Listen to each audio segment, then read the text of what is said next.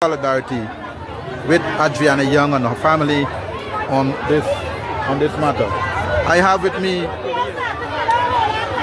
MP holder. You were in Parliament. You saw what the Speaker said. What are your thoughts? I think, look, this is how the PPP has always operated, and the Speaker today did a great disservice to this nation. He did great harm. He made the situation actually worse in putting forward or moving forward with the PPP agenda. What should have occurred is that the motion is a good motion. It is a motion that is intended to protect our little children, especially our girls, young girls and boys, whenever these situations occur. And as such, that motion should have been allowed on the floor. We should have had a debate, and we should have come up together as a parliament with a proper solution to this situation. That is all we were asking for. To have a system in place, that an emergency system, an AMBER, as we call it, an AMBER alert system to deal with missing children. That is what the motion, that is the crux of the matter. But knowing the PPP, they refused to have it. But what they did was to allow the Prime Minister to come on the floor to sort of have a debate without having a debate. And that is unacceptable. It goes against the norms of Parliament. And so we were not having it, and we walked out of Parliament. So you're not going back for the day? That's it? You're done? We're not going back today. We will spend our day in the streets with the people. We understand why they're out here. We feel their pain. Look, and so I am a father. I have children, girl children, similar age. And so I understand, many of us, or all of us understand this pain and this sorrow that the parents and all Guyanese are feeling at this moment. And so we're out here in solidarity with every other Guyanese that are out here of all walks of life. You have every Guyanese out here, regardless of who they support politically, regardless of religion, regardless of political belief. Everybody is out here to give support. And I believe that the police have acted wrongfully. What they should have done initially at the starting of this investigation, they failed to do.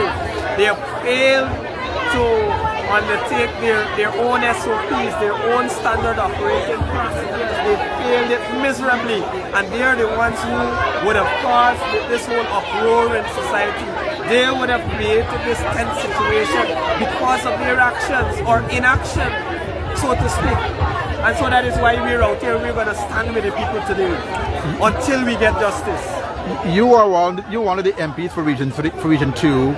I know that you guys have had some form of vigil in that region, but give us your take from your point of view. How has that been for the people of Essequibo? Well, look, Essequibo, as all the other regions in the country, is really feeling it. We're really, all across the region, all across Region 2, you hear people talking about it. Everybody wants to know what is going on. Every single village wants to see justice.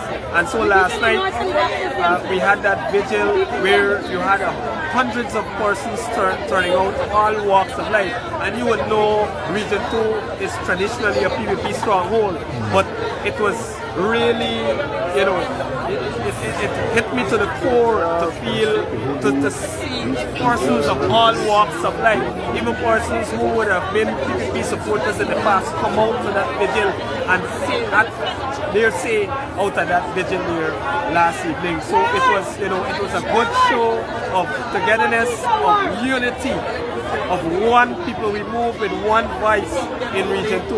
As we are moving in Georgetown, we see in Region 3, we see in East Coast and West Coast, Bubis, and even in Bartik, as far as Bartik, and we're in Lignan is supposed to have something, and I see Mabaruma as well is shaping up.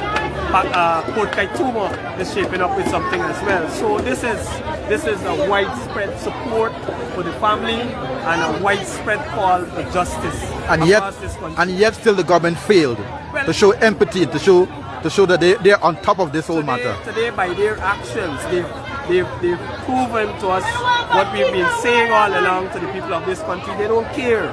What they're focused on is a small clique of elites. That is what they're concerned about. They would like this problem to go away immediately without any justice. And you know, we have to take them to task at this stage. I'm happy that so many Guyanese came out because we've seen similar situations. We've seen in the Orange Boston border what happened. The president made a commitment and nothing happened 4 years later. We've seen just last year, I had cause to upbraid the Minister of Home Affairs just about a month ago in Parliament at the committee level that 1 year has passed since Sergeant Vaughan was killed by the police, by his own colleagues under mysterious circumstances, and nothing has been resolved in that matter. I asked Minister Ben and he had absolutely nothing to say except that he himself was surprised and he will ensure that they do their work, but nothing has occurred and he was killed by the police. We know who killed him. We know what transpired, but nothing has occurred. Now, you have other situations. The 20 ambulances that were burnt alive, no justice there. Right? The 2 that recently killed in Linden, the 3 before that. We saw how the police operated in Linden. And in every case, almost every case, they lied to the people. That is the most painful part of it. They lied to the people. They came out in Orange Boston, how it ended up. He was actually in his bed, lying with his wife naked. And there's where he was shot. We see the statement put out in the Quindon Bacchus murder. I believe he was shot in his back, running away from the police. And they had something different to say. They ended up compensating him years later, 24 million, a paltry 24 million to the family. And they admitted that they would have erred and committed murder. We see that in the recent case of the young guy in Linden, where they came out with a false statement and then not knowing that there are video footages in circulation, and they had to withdraw it.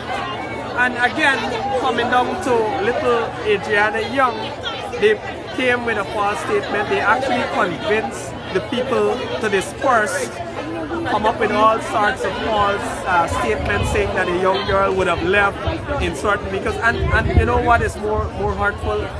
No other than the Vice President made a pronouncement on this. He actually said that he would ask for the video, but we're still waiting. 4 or 5 days later, we're still waiting on that video where they had the young girl leaving the hotel, going in some vehicle, and they had vehicle number, they had names and all these things. And so it is clear that there is a conspiracy. It is clear that the police have failed us. It is clear that the government of Guyana, the Home Affairs, they are in charge. You know, we often say that it's not political, but if you politicize the police force, and we've been saying that for 5 years, if you politicize the police force, if the president, the commander-in-chief himself, made a case for his boys to be promoted, they have to bear the responsibility and the blame for what is occurring in the country right now with respect to the police force. They are